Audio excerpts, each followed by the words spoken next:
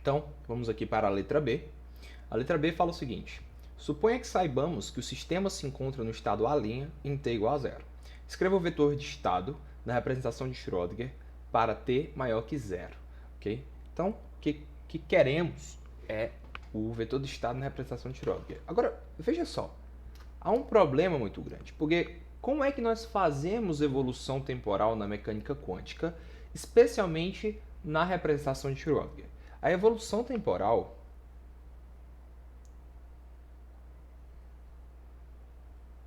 ela é feita da seguinte maneira. Nós temos um ket alfa em um tempo t0. Nós queremos levar esse ket alfa em um tempo t0 a um tempo t. Quando o hamiltoniano, obviamente, é dessa forma, ele comuta consigo mesmo em tempos diferentes, porque o hamiltoniano em si não depende do tempo, nós fazemos essa transformação dessa forma. Meu alfa de t0 e t é igual a exponencial, certo? Meu exponencial ficou meio grandinho, né, para ficar assim. A exponencial de menos i sobre h cortado do hamiltoniano multiplicado pela diferença do tempo no ket de estado inicial. Só que o que acontece? Para resolver isso aqui, o que tem que acontecer? Esse hamiltoniano ele vai basicamente atuar nesse ket. Se esse ket não for alto valor, né, ou melhor, não tiver escrito em termos dos autoestados do hamiltoniano, dá um probleminha, certo? Então, basicamente, ele está me dizendo a seguinte coisa, olha só. Ele está me dizendo que meu estado inicial, meu alfa, t0 e t, é a linha. Mas a linha não é autoestado de H. Então, nós precisamos de alguma maneira, escrever a linha como autoestado de H e, a partir disso, escrever, né, a evolução temporal do meu sistema.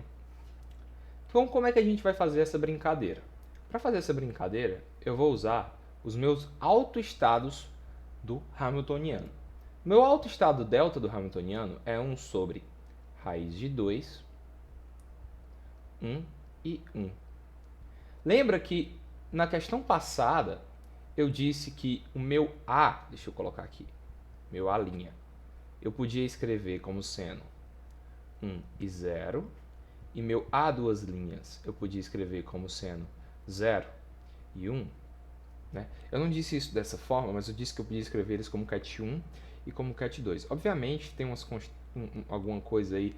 Enfim, é uma maneira de se ver essa coisa e eu gosto de ver dessa maneira. Ok? Então, para fazer essa brincadeira no delta e no menos delta, o que eu vou fazer? Eu vou colocar o meu A', que é 1 e 0, expresso como uma combinação linear de delta e menos delta. Certo? Então vamos fazer isso, né, basicamente. Então eu posso dizer que esse meu delta aqui, ele é basicamente, né, 1 sobre raiz de 2, a linha, mais a duas linhas. Certo? Todo mundo vê, né? Uma matriz com outra. E o meu menos delta é 1 sobre a raiz de 2, a linha, menos a duas linhas, né? Acredito que vendo o formato das matrizes aqui, fique claro para todo mundo que eu possa escrever dessa maneira, ok? Agora, vamos ver o que a gente pode fazer. Então, o que eu quero é a linha em termos de delta e menos delta, menos delta, né? Eu falo delta linha. Enfim, então, note que se eu somar, o meu A duas linhas some. Então, eu vou somar. Então, somando essas duas equações, o que eu obtenho? Delta mais o menos delta é igual a 1 sobre a raiz de 2, multiplicado por duas vezes a linha. Então, passando o que dá para passar para o outro lado e isolando a linha é igual a raiz de 2 sobre 2 mais delta mais menos delta. Note que esse raiz de 2 sobre 2 é feio, né? Eu vou deixar como 1 sobre raiz de 2. Eu posso, viu? Então vamos voltar aí para a nona série que a gente lembra de que raiz de 2 sobre 2 é a mesma coisa que 1 sobre raiz de 2. Então tá aqui meu A' escrito em termos dos autoestados do hamiltoniano. Por que eu faço isso? Porque agora eu posso fazer evolução temporal, que é o que ele quer. Ele quer o B, né, na letra B, ele quer que eu represente meu vetor de estado, na representação de Schroeder, que é a única representação em que ele evolui, agora dessa forma. Então, no meu estado inicial, meu alfa e t0, né, eu vou dizer t0 igual a 0, então só meu alfa é a linha. E agora eu quero ir para um alfa de t, né, escrevendo de forma brusca essa dependência temporal. Então, como é que eu vou fazer isso? Eu vou aplicar, né? Então, meu alfa de t vai ser a aplicação do operador evolução temporal no A'. Só que meu A', eu já escrevi ele de uma forma simples, e meu operador evolução temporal, eu já sei como ele é. Então, temos aqui a exponencial de menos i sobre h cortado, do meu hamiltoniano, que eu vou deixar só como h, multiplicado por t, certo? Como eu escrevi t0 igual a 0, que a questão deixa, multiplicado por 1 sobre a raiz de 2, delta, né? Isso aqui, aí mais 1 sobre a raiz de 2, menos delta. Quando eu aplicar o hamiltoniano em cada um desses, ou seja, quando eu aplicar esse operador aqui, ele vai me devolver a exponencial de menos i sobre h cortado delta t, que é o alto valor, e quando eu aplicar esse cara nesse aqui, ele vai me devolver a exponencial de menos i sobre h cortado multiplicado por menos delta, que dá positivo. Então, i sobre h cortado, delta t. Então, agora eu posso escrever a dependência temporal, meu ket evoluído no tempo, como sendo 1 sobre a raiz de 2, todo lá fora, né? Multiplicado, então, por E elevado a menos I sobre H cortado delta T, ket delta, escrevi a linha, né? Isso vai ser delta, mais E elevado a I delta T sobre H cortado, menos delta. Então, essa é a resposta para a letra B. Esse aqui é o meu ket evoluído no tempo, se, né, meu ket no estado inicial é a linha. Okay? Vamos fazer logo a letra C, porque é muito curto. Qual é a probabilidade de achar o sistema no estado A duas linhas em t maior que zero?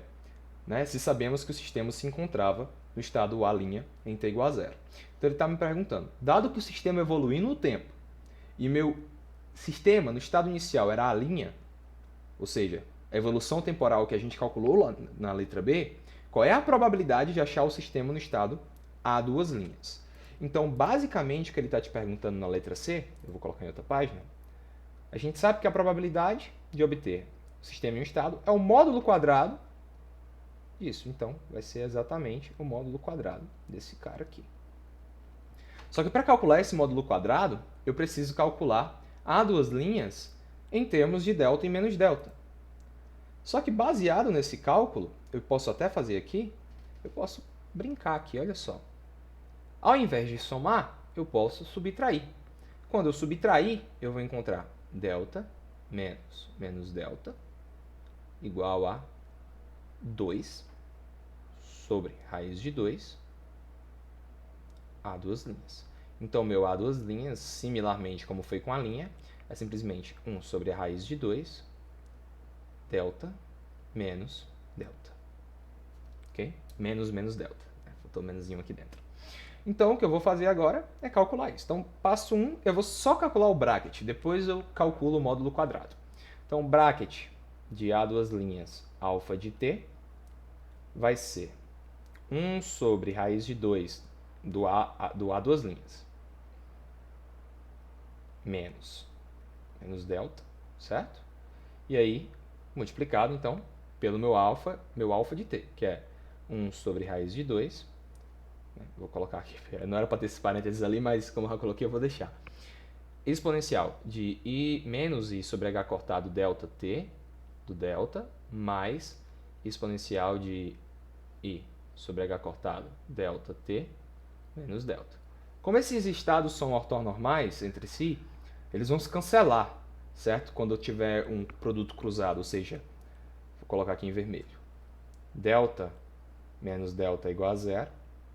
menos delta, delta é igual a zero. E eu sei também que como eles são ortonormais, delta, delta é 1, menos delta, delta é 1 também. Então, note que eu vou ter só essas partes do produto. Esse cara com esse cara aqui e esse carinha com esse carinha aqui. Então, no fim, eu fico com o quê? Eu vou ficar com 1 sobre a raiz de 2. Ou melhor, deixa eu substituir logo. Vai estar 1 sobre a raiz de 2 vezes 1 sobre a raiz de 2, isso dá 1 meio. 1 meio de... Olha aí. Como esse minha exponencial é um número, eu posso colocar ela para fora do bracket. Vou ter exponencial de menos i sobre h cortado delta t.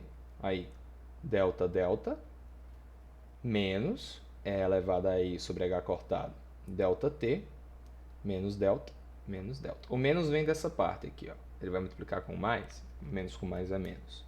E aí, como eu sei que esses dois produtos internos são, por si só, 1, então eu vou ter o quê? 1 sobre 2 é elevado a menos i sobre h cortado delta t, menos é elevado a i sobre h cortado delta t. Olha só o que é isso aqui. Gente, isso aqui... Opa, eu dei uma andada para cima e para baixo, não tem problema. Isso aqui é muito simples de resolver. Isso aqui é simplesmente o menos 2 vezes i seno hiperbólico. Perdão, só o seno de delta t. Então eu posso simplesmente substituir isso aqui dessa forma. Olha só. Né? Porque eu sei que... Deixa eu só escrever. O seno de x é o quê? É elevado a ix menos é elevado a menos ix sobre 2i. Certo? Então, usando essa identidade, trocando aqui esses índices, está vendo que o positivo fica positivo, né? Esse cara com positivo é quem está positivo. Então, eu posso fazer a brincadeirinha. Então, o meu bracket, tá? É o meu bracket. É menos 2 vezes i seno de delta sobre h cortado t dividido por 2 que estava lá. Só que esse 2 com esse 2 vai embora.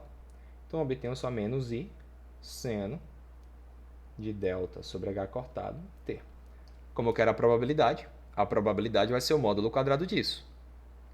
E aí é muito fácil calcular o módulo quadrado disso aqui. Coloquei errado.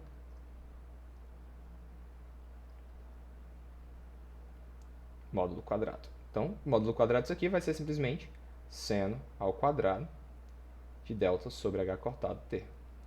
Isso aqui parece muito com os resultados que nós encontramos para um sistema de spin meio, né? A precessão, eu coloquei um delta aqui, é para ser um quadrado. Precessão do spin e etc, tá? Então, já respondi na letra D. Então é isso, espero que tenham curtido.